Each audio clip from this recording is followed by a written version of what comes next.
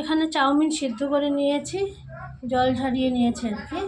তারপর নিয়েছি সিদ্ধ করা চিকেন অল্প পরিমাণ, আর কুচানো পেঁয়াজ, কিছুটা কাঁচা লঙ্কা, আদা কুচি, এই দিয়ে বানিয়ে ফেলবো একটু চটপটা চাউমিন।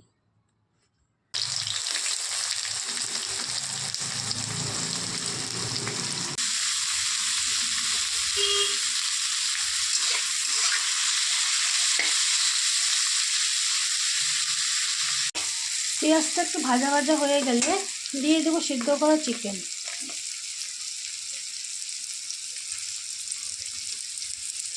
সাথে আদা কুচিটাও দিয়ে দেবো।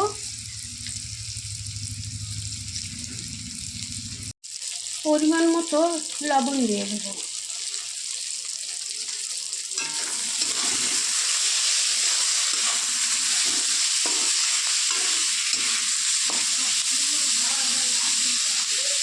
একটু ভাজা ভাজা করবো।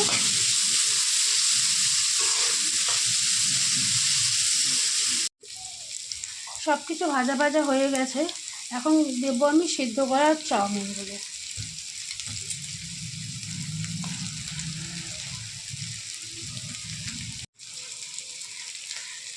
এখানে নিয়েছি গোলমরিচের গুঁড়া আর মিট মশলা আর কিছুটা লঙ্কা গুঁড়া দিয়ে দেবো মিশিয়ে।